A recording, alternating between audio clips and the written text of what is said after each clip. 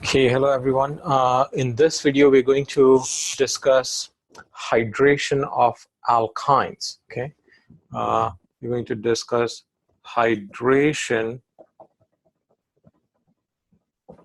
of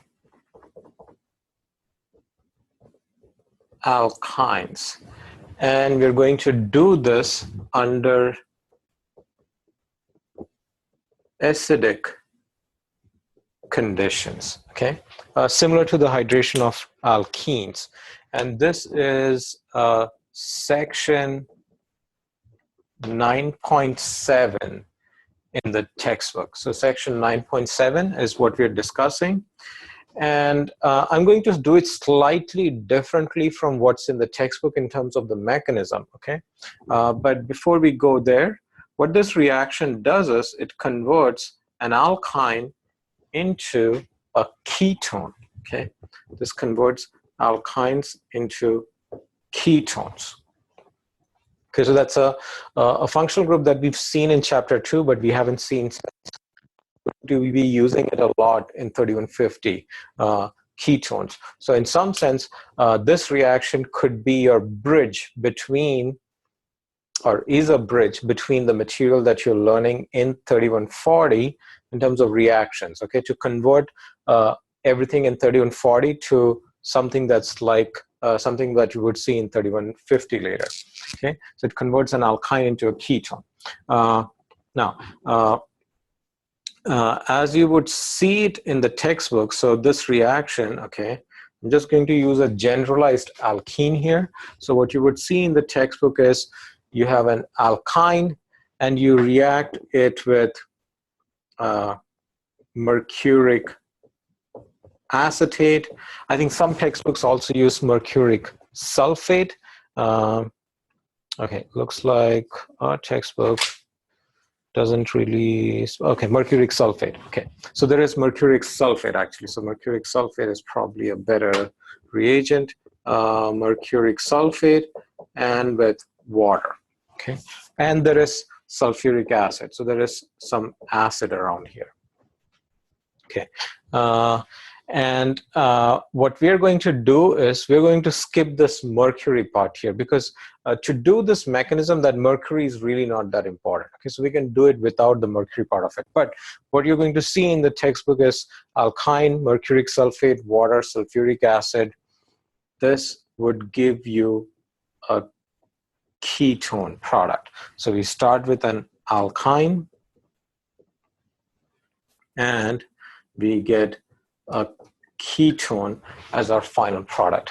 What we are going to be doing is, the way you're going to be seeing this is you will have an alkyne and then you might see dilute sulfuric acid. I think you will see dilute sulfuric acid, which remember is H3O plus, because dilute sulfuric acid is basically sulfuric acid plus a lot of water. So we have two of the components here, and pretty much they give us the hydronium ion, and that is more than enough for us to basically understand this reaction. Okay, why do we get the ketone product here? So this is the variation that you're going to be seeing. Okay, so what we'll do is we'll go through the mechanism as to how come when we do a hydration of an alkene, we get an alcohol as a product.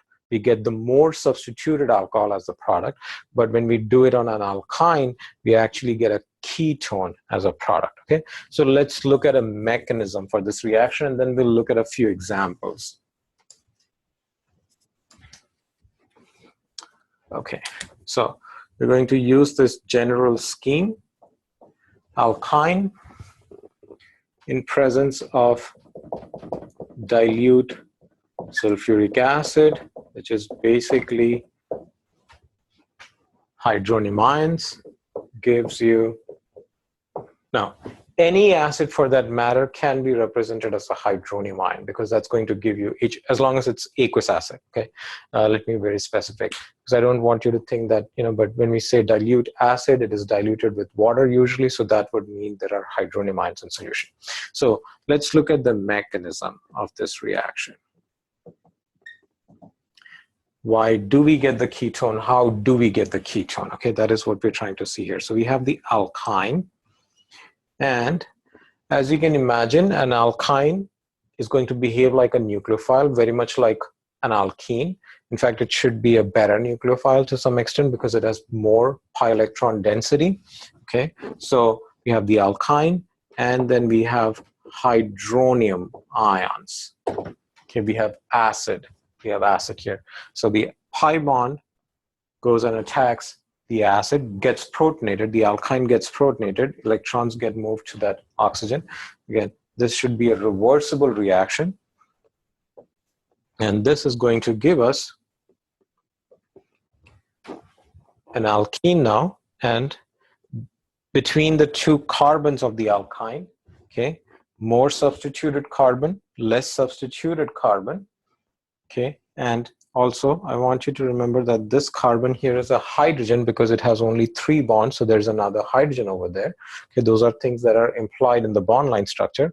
So more substituted carbon, less substituted carbon. When the pi bond attacks, we should get a carbocation, and we saw this earlier that the carbocation forms at the Weinlich carbon. Okay, that's where the carbocation forms, and now we will have 2 hydrogens here because that's where this hydrogen added.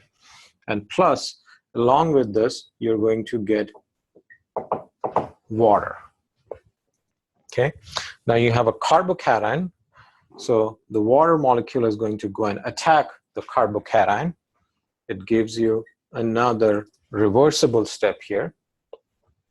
Okay, you get the carbocation, and we get an oxonium ion now. Okay, so we get the oxonium ion. Now, basically, I skipped those hydrogens. We don't have to show those in bond line structures. So we get an oxonium ion, and then all of this is going on in dilute acid. So there's a lot of water around. So another water molecule can come and deprotonate that oxonium ion so that oxygen gets its electrons back, and that would give us this species, which actually is an alcohol, okay? And it's an alcohol at the more substituted carbon, okay? So this species here has some resemblance to the product that we get in hydration of alkenes. We get an alcohol at the more substituted carbon. But with an alkyne, as we've always seen, alkynes don't usually stop at this step because there's another pi bond, and that pi bond is also reactive, okay? So this alcohol, you're going to be learning a lot about this species, okay, this functional group here in 3150, but this species here is called an enol. Enol. En stands for the alkene, ol stands for the alcohol. So this molecule is an alkene, and it's also an alcohol. So that's why we call it an enol. Okay, so it's an enol. So it basically represents the 2 functional groups. Okay, so we call it an enol. But again, right now here we are under conditions of dilute acid. So there's more acid, more water. So what happens is this reaction does not stop here. Instead, the enol would react further because there's that double bond. Okay, so it would react with more acid. Okay, now the pi bond now goes and gets protonated again, and electrons get pushed to the oxygen, and this would give us a species where we have a hydroxyl here. The pi bond got protonated, so this was CH2. After getting another hydrogen, this is now a CH3. Okay, so it's a CH3 here in our product as well. So it's now a CH3, and we get a carbocation here. Now, this carbocation, it may seem a little weird. Okay, you might think, okay, that carbon is positively charged. It's a carbocation.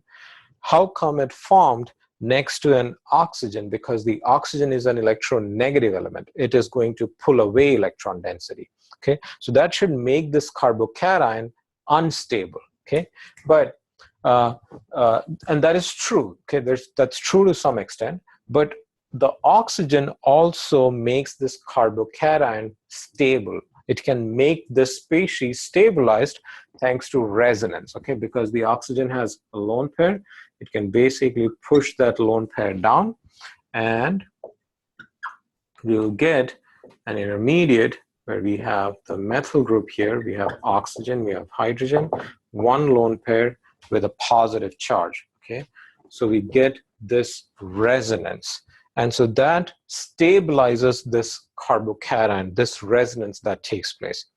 And now between these two resonance forms, I think we already know how to predict which is the major resonance form.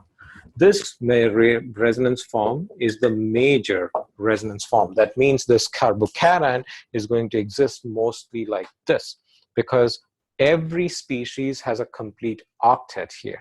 Okay, and that is what happens. And so from here, what happens is we have more water. Okay, there's a lot of water in the system, so a water molecule goes and deprotonates this intermediate. Okay, electrons go to that oxygen atom, and we get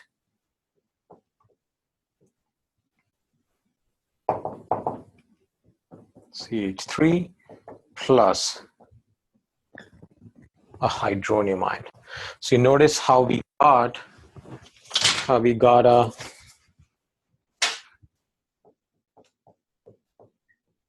ketone as our product, and plus we got a hydronium ion here.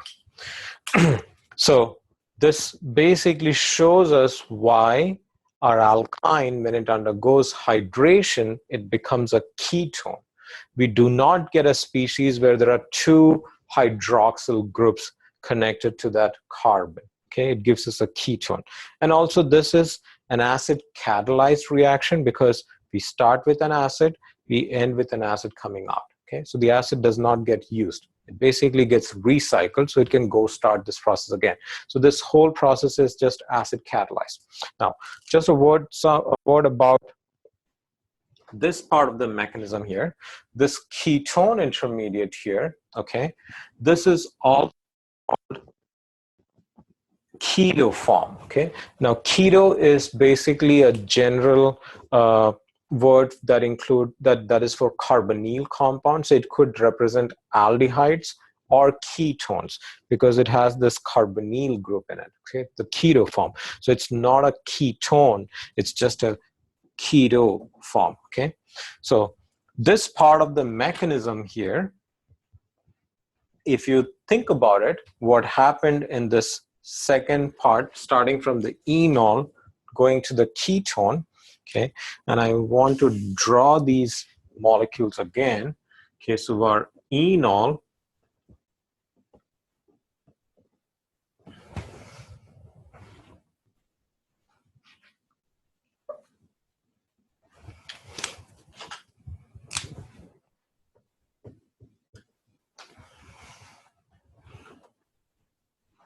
that's our enol. I've just added some color to talk about a few things. That's an enol,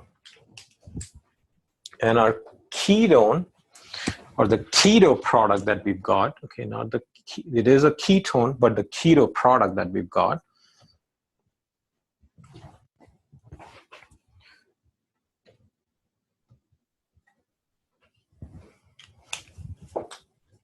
that could be viewed as a rearrangement like this. So if you think about it, this carbon here had two hydrogens, still have those two hydrogens.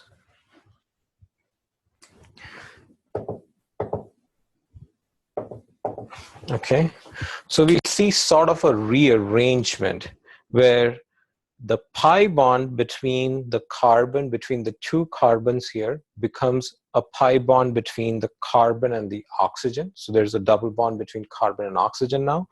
And the hydrogen from that oxygen now sort of migrated to that carbon atom. So there's a rearrangement sort of that's going on, okay?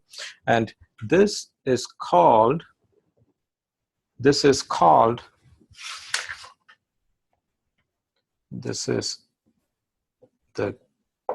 keto form, okay? This is called tautomerization, okay?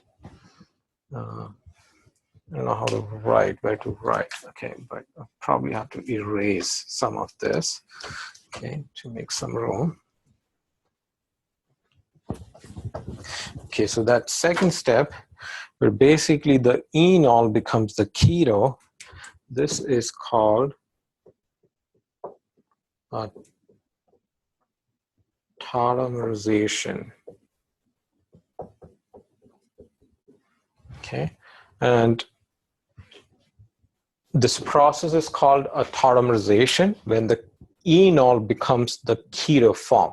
So they're both, in some sense, they're isomers of each other. Okay, you have the enol isomer, you have the keto isomer. So they can go back and forth under acidic conditions. So keto can also become an enol, okay, under acidic conditions. That's possible. So they can go back and forth. Now, between the two forms, the keto form is the more stable form. This is more stable, and that has to do with the strength of this carbon-oxygen double bond, okay? Because this carbon-oxygen double bond is a much stronger bond compared to what we have here, where it is a carbon-carbon double bond. Okay, so because of that, the keto form is more stable, but this whole process is called a keto-enol tautomerism, and the process is called tautomerization, and this phenomenon is called tautomerism. Okay, so keto-enol tautomerism. This is not resonance because we are actually breaking some bonds. Okay, we have to break that oxygen-hydrogen bond, we have to break this carbon-carbon pi bond, and then we make some new bonds. And atoms move along. Okay, so that's the most important thing here. We're breaking some sigma bonds, and then atoms have to like move from one part of the molecule to another part of the molecule.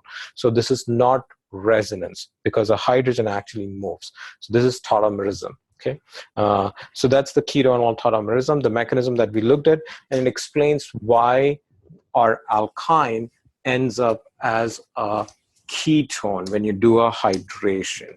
Okay, now let's look at a few specific examples of this reaction. So if we have an alkyne like this, you have to identify the more substituted carbon and the less substituted carbon. Now I want to show you something else later, but for this, let's do this. This is the more substituted carbon, that's the less substituted carbon. So that means if we react this alkyne with dilute sulfuric acid, we are going to get a ketone as this carbon. And this alkyne here has 1, 2, 3, 4, and 5 carbons. Okay, the ketone is going to form at carbon number 4. So we have 1, 2, 3, 4, double bond over there, and then we have 5. So we have 1, 2, 3, 4, and 5. 5 becomes a methyl group, 4 becomes a ketone. So that will be our product. And you can look at like any example, you know. So let's say if we have an alkyne that's connected to a ring, let's say. You do dilute sulfuric acid. You have the ring, and the carbon that's connected to the ring is the more substituted carbon. So our product here is going to be the ring, and the carbon connected to it is the carbonyl, and then we get a CH3. You don't have to draw out the CH3, you could just leave it, you know, that will be the product. Now, in an example where, let's say, your carbons are equally substituted, let's say now you have an alkyne, 1, 2, 3, 4, and 5. So carbon number 3 and carbon number, although my number is wrong, okay? My numbering is wrong. If I had to name this compound, I should start numbering from here. And this is similar to alkenes, okay? So we try to give the lowest number to the triple bond. So this is a 2 pent. So this is basically pent 2 ine, okay? And we did this in one of the alkyne videos on how to name alkenes and alkynes. So this is a pent 2 ine. Okay. Now what you notice is the triple bond is between carbons 2 and 3, which are both monosubstituted. And so in this particular case, the C double bond, or the ketone, could form at carbon number 2, or it could form at carbon number 3. That means you're going to get 2 products. So we have 1, 2, 3, double bond, that, plus 1, 2, 3, 4, that. So if you look at it, we have 1, 2, 3, and we have 1, 2. So both products would be possible under these conditions. That's something to keep in mind. And so that means that doing this reaction on an alkyne like this, okay, which is called an internal alkyne. Internal alkyne. And what that means is the triple bond is internal in the chain, carbon chain. Okay, so it's somewhere in the middle of the chain. Whereas these alkynes both are called terminal alkynes. So that's when the triple bond is at the end of a chain or any compound that you're looking at. Okay, so there is nothing on one side of that, one of the triple bonded carbons. Okay, so when you have terminal alkynes, the hydration reaction is going to give you 1 ketone product, but when you have internal alkynes, a hydration reaction is going to give you 2. Well, depending on the substitution patterns, it does not have to be 2, but it could give you more than 1 product, and which means then it's not very useful because you're making a mixture of products, okay? So that's the hydration of alkynes. It converts an alkyne into a ketone, a carbonyl compound now. Bye.